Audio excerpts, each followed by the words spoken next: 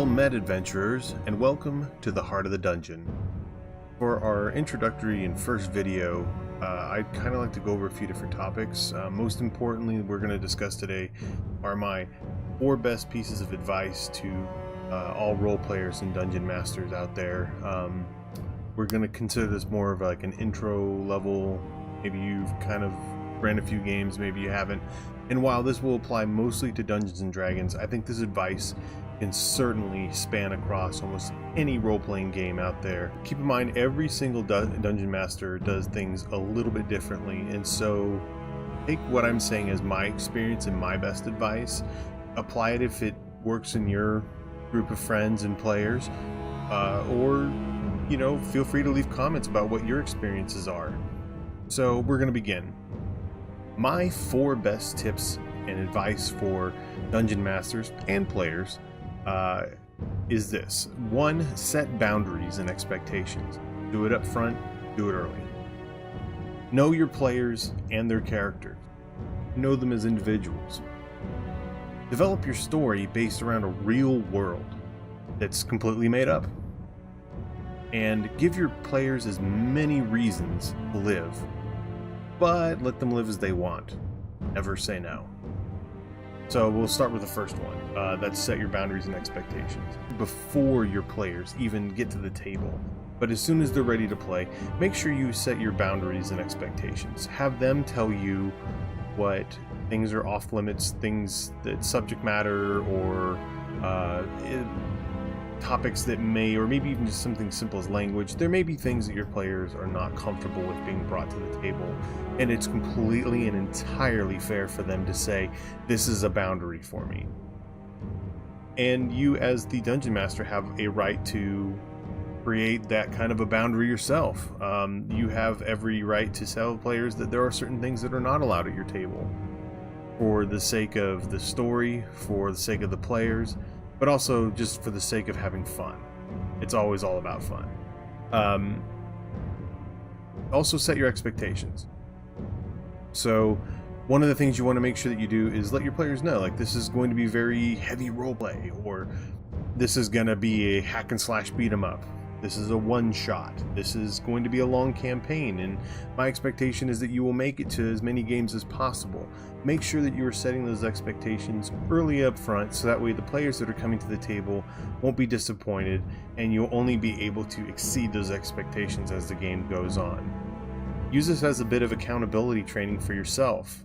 If your players leave the table open for your players to tell you when you're not really living up to those expectations yourself. It's a great way to learn a little bit more about yourself and to be a little bit more accountable as both a dungeon master and an individual. So that's setting your boundaries and expectations. Number 2 is getting to know your players and their characters, and understand that they're 2 separate people. The player and the character are thinly connected between this universe that you've put in front of them and the game and rule set that's kind of the glue in between that. The more you treat them as 2 separate individuals, I think the more encouraged your players might be to be adventurous or try different choices in game that they themselves in life would never have taken. There's a lot of risk involved in having your player be killed or injured, or there's consequences, but if you always address your players and their characters independently, you'll start to see that the players will tend to be more adventurous, more in the moment with their characters than they would be if it was just them. So the things I recommend is oftentimes when you're talking to your players, while you're in game, use their character name. So get to know their character's name. And when you're addressing their character's actions and movements, definitely call your players by their character name. And when you're talking to the player, like, hey, we need to take a recess, Bill or Cheryl, can you please move your cup off the table? We need to roll some dice. But the difference being, a Starwind, it is your move. What do you do?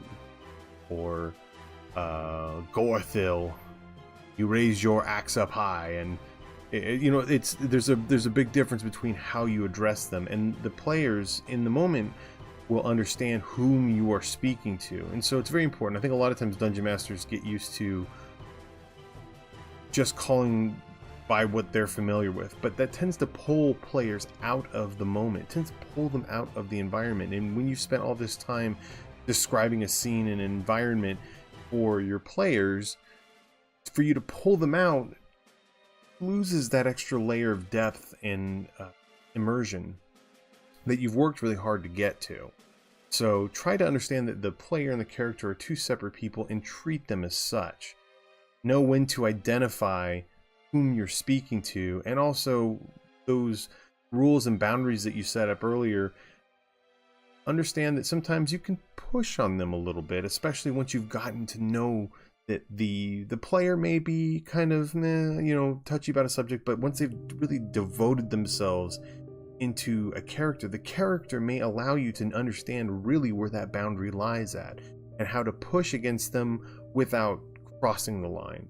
And that will give you more freedom as a dungeon master to know, here are my actual limits, and how do I really press these characters up against the player and see, you know, where that degree of separation is between them. And I think that's really where the art form comes into. You start to really know how much acting skills and team skills and improv skills that your players have. So again, treat the player and the character as two separate entities altogether, and you'll definitely get a little bit more adventure out of your role play. One of the things I would like to say also about that is, make your players have a weakness, or not the players, excuse me. Make the characters have a weakness. One of the things I like to say is, make sure that your characters all have a weakness. Make sure that they have some sort of imperfection. It's very common for players to want to roll the highest stats or point buy into the best possible min-maxed skill set. Try to encourage, if not, like at my table, I make sure that every player comes with at least one flaw, something that is important to them as a character, because no good character is without a flaw. And so they're always required to come with some sort of a flaw, whether it be a physical ailment, a social impairment of some sort.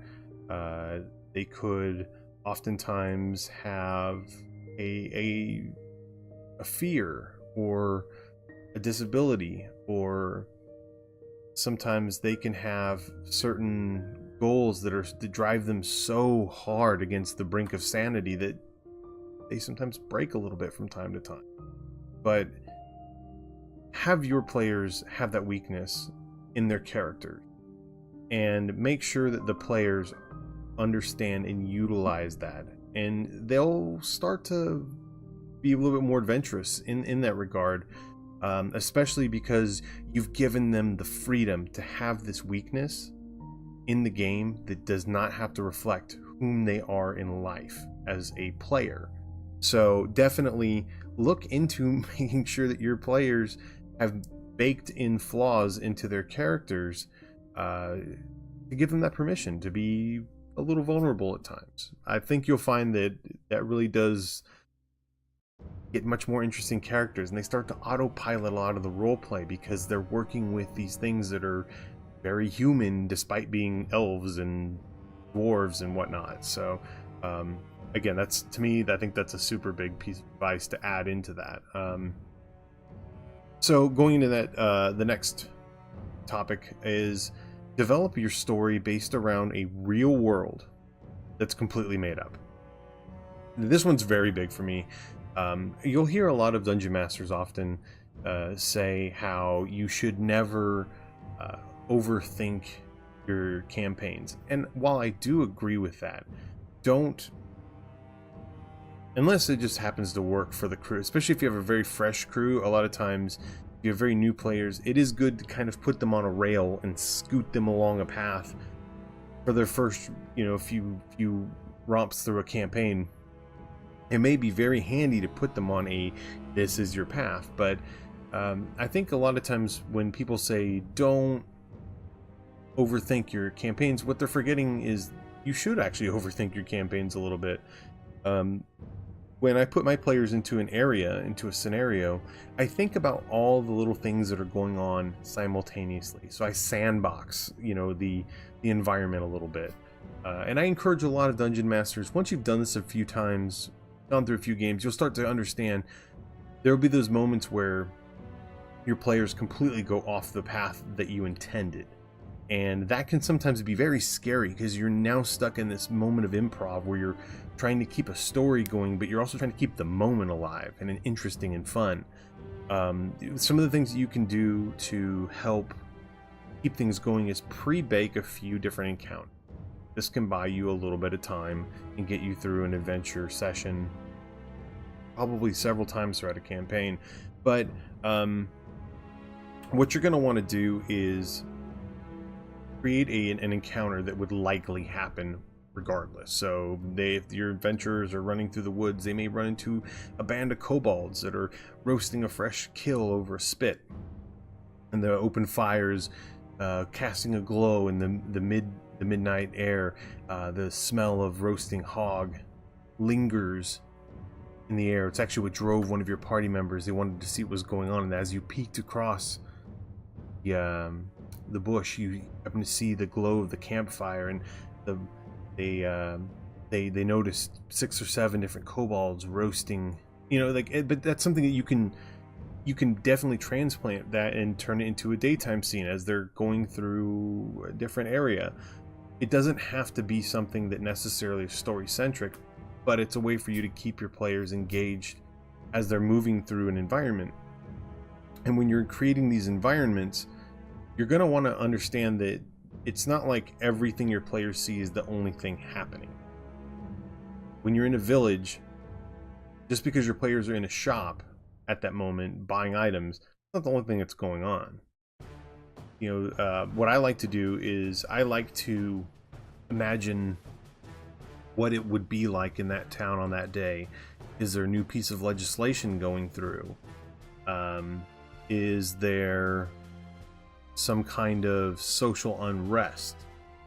What kind of other issues might be occurring that otherwise may not directly pertain to the characters, but maybe you can roll it into a greater story? For example, you could have where, before your players even enter the village, there has been a recent tax hike on milled grains. So if you have different types of hikes on flour and wheat, barley, and anything that could go through a mill, there's been a recent tax hike. So now you have at the city hall, you might have where there is a little bit of unrest because the local bakers and even some of the more wealthy people are saying, hey, look, this is costing me a ton of money. I can't make money if you keep raising taxes on this good. So you have a social unrest that's going on there. Small, but it's something that's happening. Meanwhile, what could be going on is that there's some politicians that are getting their palms greased to raise the tax from some meddling outside influence. And this influence is looking to cause a big public upset while they happen to smuggle some of those milled products that are high priced with some very expensive cargo, ship it overseas, and all of a sudden you have a story of perhaps espionage, some kind of crime. And this can lead your players, they can bite onto that, and this could lead them in that direction. But even then, let's assume that that happens. That's one wedge of that pie, one little wedge of the pie. So if that happens, and if your players never bite on it, think about if that is going on, what else is happening? And how do you connect those dots? And the more dots that you connect on there means that if your players bite on any one of these stories that are going along, they may inevitably worm their way back into parts of the story that you had set up earlier that they didn't bite onto. So I tell a lot of dungeon masters that it's a great thing to overthink a little. Create an area that's very real. This is a very alive town, and you know for a fact that hunting has gone down as boars have been driven out of the local forest due to there's been some sort of infestation. And that might actually lead, if you have a druid in the party, the druid may become interested. And it's so, you know, there you go. That starts off on some sort of an adventure, some sort of story. Just know that all of these things can be happening all at once. And all it is it's a list of notes. That's what I do. I have a list of notes of different things that are going on that I might try to bounce off players and kind of key them in. And they just do a simple check to find out what kind of information they can pick up. And on that list of notes, I have the different difficulty rating, whatever it is that they have to roll in order to get that much information. And there you go. And that's how you build your story. But this is a very critical way of sandboxing, but yet kind of pre-baking your stories a little bit and making sure that you have something very rich and very alive for your players. However small it may be, it's also very huge. Again, it's a big piece of advice. It's one that I firmly live by. I stand by that idea of make a very real world that's completely made up. And the last thing is give your players many reasons to live, but let them live as they want. Never tell them no. So when a player comes to you and says that they want to do something, tell them yes. At least let them know that they can try. Too many times dungeon masters will tell their players, no, you can't do that. And that kind of shuts down your players and makes them not want to actually engage and join into what's going on. They're not going to want to roleplay.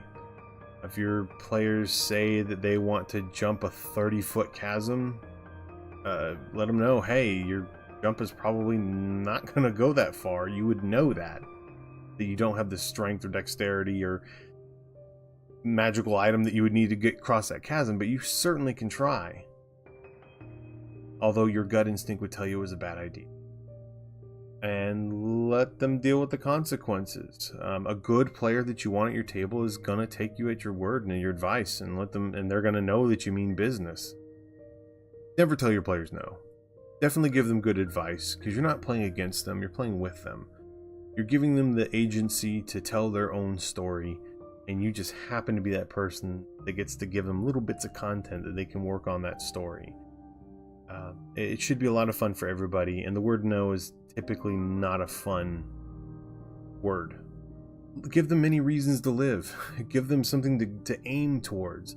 Give them real tangible or sometimes intangible goals, something that they would want to keep. It can't just always be gold and treasure, although some players will definitely always be motivated by that. That's just something they find as fun. Give them a home, or a love interest, or a person they care about, they want to see grow up, and a lot of times we can NPC in pets, or one of my favorite ones has always been, you had an automaton, a little robot that had a battery life that was, or a spell life that was only going to last about 10 years, and the whole party rallied around just keeping it going as long as it could. It's only got 10 years, everybody, let's give it 10 years of existence. And we all kind of rallied around this robot, this automaton thing, and it was just endearing to sit there and say, like, well, this preservation of this is the robot ended up becoming, had desires, and it wanted to go explore an adventure despite it being actually rather frail and fragile. So everyone was like, okay, let's just get him to where he wants to go. It became very, very human to us, and the whole goal of the campaign was to let this robot go explore 10 years of life any which way that it wanted to. We all kept trying to take turns showing it different parts of the world and different adventures and different things that you can do when you're alive. And the dungeon master of that game never told us no. And so we all felt very encouraged to come back and try different things and show this robot life and what it meant. I think I would like to believe, or I'd like my character to believe, that in that short time that robot had, it understood right up to the very end. So, and that's the kind of experience you want to give your players, is where it may be sad or it may be somewhat melancholy or even morose, but they're glad they had those experiences and it was fun. So, but those are the 4 best pieces of advice that I can give to dungeon masters. Set boundaries and expectations. Know your players and characters as individuals. Develop your story based around a real made-up world, and give your players many reasons to live, but let them live as they want. Never tell them no. Well, adventurers, this is our inaugural video. Hopefully we'll get some more set dressing, better cameras and whatnot as we go along, but please, if you will, help out a startup channel. Hit the like button, subscribe, leave some comments, tell me your best stories of dungeon mastering or playing D&D or any other your role-playing games that you like. And if you have something that you want to say to add on to or contradict what I've said, please leave a comment. Let's open the discussion. But enjoy your games out there, and happy D&December. Bye.